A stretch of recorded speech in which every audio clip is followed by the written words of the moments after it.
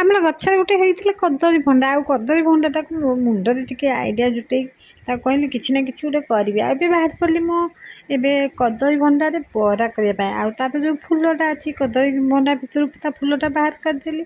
ବାହାର କରିକି ତା ଭିତରେ ଯେଉଁ ଥିଲା କଳା ଅଂଶ ଆଉ ଗୋଟେ ପ୍ଲାଷ୍ଟିକ୍ ପରିକା ତାକୁ ମଧ୍ୟ ବାହାର କରିଦେଲି।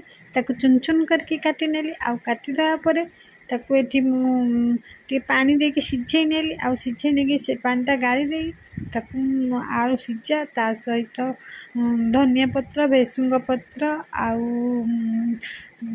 ପିଆଜ ଆଉ କର୍ଣ୍ଣଫ୍ଲାୱାର ତା ସହିତ ଟିକେ ଚୁନା ଦେଇଦେଲି। ଆଉ ଏଠି ରସୁଣ ଆଉ ଅଦା ଟିକେ କାଟି ନେଇଛି ଚୁନ ଚୁନ କରିକି। ତାକୁ ଏବେ ତାୱାରେ ମୁଁ ତେଲରେ ଭାଜି ନେଲି। ଆଉ ଦେଖନ୍ତୁ କେତେ ସୁନ୍ଦର ସୁନ୍ଦର ବରା ହେଇଯାଇଛି। ଆଉ ତାକୁ ଟମାଟୋ ସସ୍ ସହିତ ମୁଁ ଏବେ ଖାଇ ନେଉଛି। ଆଉ ତା'ର ମଜା ଆପଣମାନେ ଏମିତି କରିକି ଖାଆନ୍ତୁ, ତା'ର ମଜା ନିଅନ୍ତୁ। ଭଲ ଲାଗିଲେ ଲାଇକ୍, କମେଣ୍ଟ ଏବଂ ସବସ୍କ୍ରାଇବ୍ କରି ନିଅନ୍ତୁ।